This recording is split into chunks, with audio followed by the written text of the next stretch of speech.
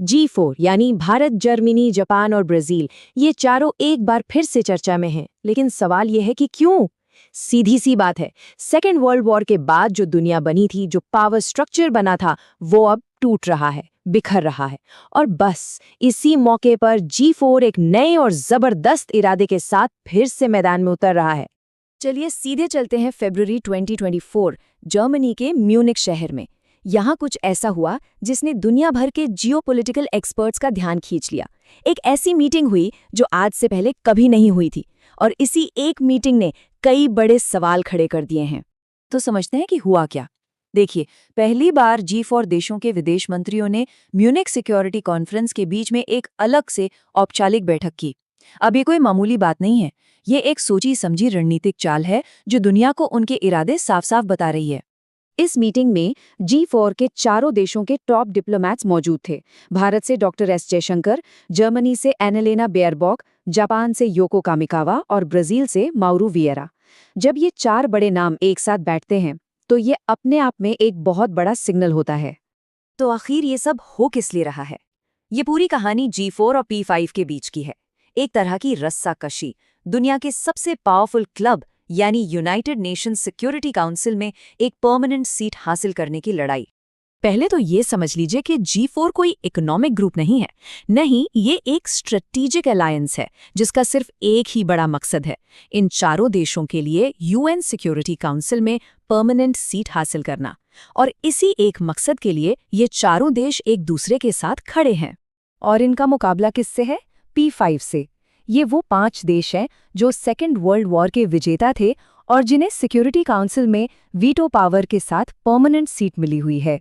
और बस इसी मौजूदा पावर स्ट्रक्चर को G4 आज बदलना चाहता है। अब यहाँ एक वाकई दिलचस्प बात है, जरा इस तुलना को देखिए। G4 का तर्क बिल्कुल साफ है। वो कहते हैं कि इकोनॉमी हो, UN की फंडिंग हो या दुनिया पर असर डालने की बात हो, इन सभी पैमानों पर वो P5 को सीधी टक्कर देते हैं। उनका कहना है कि अब वो सिर्फ उभरते हुए देश नहीं, बल्कि आज की स्थापित ग्लोबल पावर है।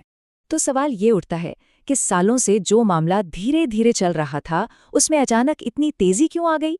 इसका जवाब आज की दुनिया में हो रहे बड़े बदलावों में छिपा है। सीधी बात यह है कि एक पुरानी व्यवस्था ढह रही है और यही G4 के लिए एक नया दरवाजा खोल रही है। तो फिर सवाल वही रहता है, दशकों की धीमी रफ्तार के बाद ये अचानक से इतनी तेजी क्यों? आखिर अब ऐसा क्या बदल गया है? देखिए, इसका सबसे बड़ा सबूत खुद P5 देशों की तरफ से आ रहा है।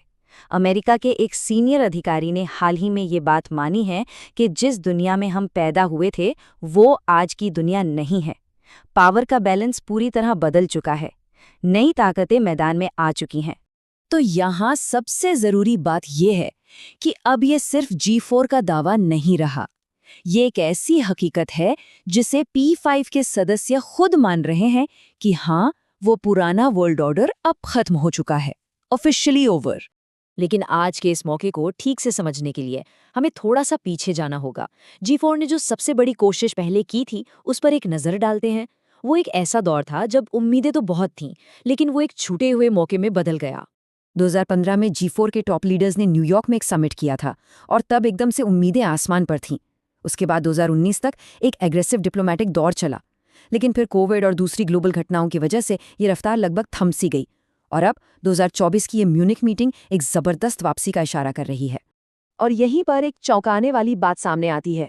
2015 का वो शिखर सम्मेलन G4 के टॉप लीडर्स की पहली और आखिरी औपचारिक बैठक थी।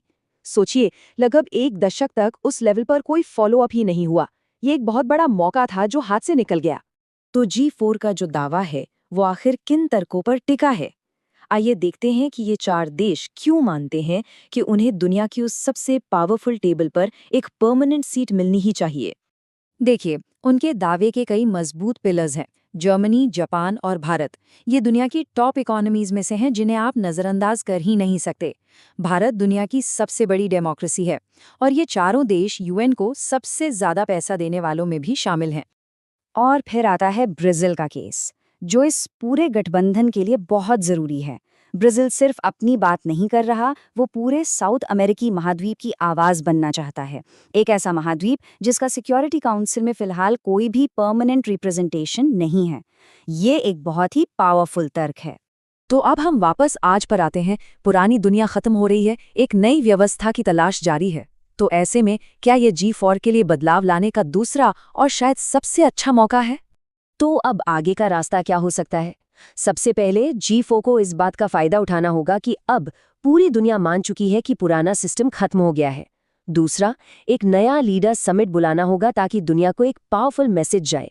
और तीसरा, उन्हें ये साबित करना होगा कि G4 को शामिल करना ग्लोबल स्टेबिलिटी के लिए कोई ऑप्शन नहीं बल्कि एक ज़रूरत है।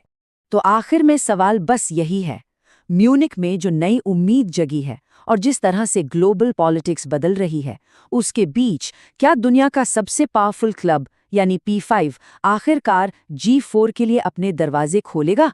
इसका जवाब आने वाले समय में ग्लोबल पावर बैलेंस की नई कहानी लिखेगा।